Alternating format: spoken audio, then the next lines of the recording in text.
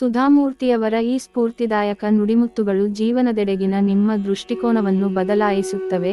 ಪ್ರಶಸ್ತಿ ವಿಜೇತ ಬರಹಗಾರ್ತಿ, ಪದ್ಮಶ್ರೀ ಪುರಸ್ಕೃತ, ಲೋಕೋಪಕಾರಿ ಸುಧಾಮೂರ್ತಿ ಅವರು ಜನರ ಸೇವೆಯನ್ನು ತಮ್ಮ ಜೀವನದ ಗುರಿಯಾಗಿಸಿಕೊಂಡಿದ್ದಾರೆ. ನಿಮ್ಮ ಜೀವನಕ್ಕೆ ಹೊಸ ದೃಷ್ಟಿಕೋನ ನೀಡುವ ಅವರ 10 ನುಡಿಮುತ್ತುಗಳು ಇಲ್ಲಿವೆ. ಕಷ್ಟದಲ್ಲಿರುವವರ, ಅಳಿವಿನಂಚಿನಲ್ಲಿರುವ ಸಮುದಾಯಗಳಿಗೆ ಆಶಾಕಿರಣವಾಗಿರುವ ಇನ್ಫೋಸಿಸ್ ಸಂಸ್ಥೆಯ ಅಧ್ಯಕ್ಷರು ಸುಧಾಮೂರ್ತಿ. ಗ್ರಾಮೀಣ ಅಭಿವೃದ್ಧಿ, ಶಿಕ್ಷಣ, ಆರೋಗ್ಯ, ಸಾರ್ವಜನಿಕ ನೈರ್ಮಲ್ಯ, ಕಲೆ ಮತ್ತು ಸಾಂಸ್ಕೃತಿಕ ಕಾರ್ಯಕ್ರಮಗಳ ಮೂಲಕ ಶಕ್ತಿ ತುಂಬುತ್ತಿದ್ದಾರೆ. ಸುಧಾಮೂರ್ತಿ ತಮ್ಮ how I thought my grand mother to read, ನನ್ನ ಅಜ್ಜಿಗೆ ನಾ ಹೇಗೆ ಓದಲು ಕಲಿಸಿದೆ ಎಂಬ ಕೃತಿಯಿಂದ ಸುಪ್ರಸಿದ್ಧರಾಗಿದ್ದಾರೆ. ಅವರ ಈ ಕೃತಿ ಹಲವರಿಗೆ ಸ್ಫೂರ್ತಿಯಾಗಿದ್ದು ಇದನ್ನು ಭಾರತದಾದ್ಯಂತ ಹಲವು ಶೈಕ್ಷಣಿಕ ಪಠ್ಯಕ್ರಮದಲ್ಲಿ ಅಳವಡಿಸಲಾಗಿದೆ. ಅಂದಿನಿಂದ ಅವರು ಹಲವು ಪುಸ್ತಕಗಳನ್ನು ಬರೆದಿದ್ದಾರೆ. ಸಾಮಾನ್ಯರಲ್ಲಿ ಅಸಾಮಾನ್ಯರು, ಏರಿಳಿತದ ದಾರಿಯಲ್ಲಿ, 3000 ಸ್ಟಿಚಸ್ ಹಾಗೂ ಕನ್ನಡ ಮತ್ತು ಇಂಗ್ಲಿಷ್ ಭಾಷೆಯಲ್ಲಿ ಹಲವು ಕೃತಿಗಳನ್ನು ರಚಿಸಿದ್ದಾರೆ.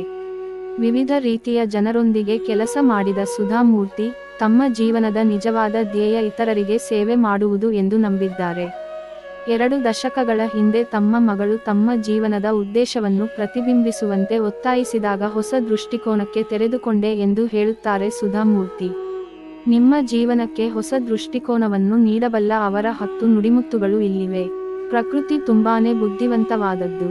ನೀವು ನೋಡಲಿಕ್ಕೆ ಚಂದವಿದ್ದೀರೋ ಇಲ್ಲವೋ, ನೀವು ಶ್ರೀಮಂತರೋ ಅಲ್ಲವೋ, ನೀವು ಬುದ್ಧಿವಂತರೋ ಅಲ್ಲವೋ, ನಿಮಗೆ ದಿನಕ್ಕೆ ಇರುವುದು ಕೇವಲ 24 ಗಂಟೆಗಳು. ನಿಮ್ಮ ತೊಂದರೆಗಳು, ಕಷ್ಟಗಳು ಅಥವಾ ಪರಿಹಾರಗಳು ಏನೇ ಇದ್ದರೂ ಅವುಗಳನ್ನು ಈ 24 ಗಂಟೆಗಳಲ್ಲೇ ಮುಗಿಸಿಕೊಳ್ಳಬೇಕು. ನೀವು ಎಷ್ಟು ಬುದ್ಧಿವಂತರಿದ್ದೀರಿ, ಎಷ್ಟು ಚೆನ್ನಾಗಿದ್ದೀರಿ ಅಥವಾ ಎಷ್ಟು ಚೆನ್ನಾಗಿ ಸಂಪರ್ಕಗಳನ್ನು ಹೊಂದಿದ್ದೀರಿ ಎಂಬುದು ಲೆಕ್ಕಕ್ಕೆ ಬರುವುದಿಲ್ಲ. ಪರಿಶ್ರಮ ಹಾಗೂ ಧೈರ್ಯವಿದ್ದರೂ ಮಾತ್ರ ಯಶಸ್ವಿ ವ್ಯಕ್ತಿಗಳಾಗಬಹುದು. ಜೀವನ ಪಠ್ಯಕ್ರಮ ತಿಳಿಯದ, ಪ್ರಶ್ನೆ ಪತ್ರಿಕೆ ಇರದ ಒಂದು ಪರೀಕ್ಷೆ. ಇಲ್ಲಿ ಮಾದರಿ ಪ್ರಶ್ನೆ ಪತ್ರಿಕೆಗಳೂ ಇರುವುದಿಲ್ಲ. ಬೆಂಕಿಯನ್ನು ಬೆಂಕಿಯಿಂದ ನಂದಿಸಲಾಗದು. ನೀರು ಮಾತ್ರ ಏನಾದ್ರೂ ಬದಲಾವಣೆ ತರಬಲ್ಲದು.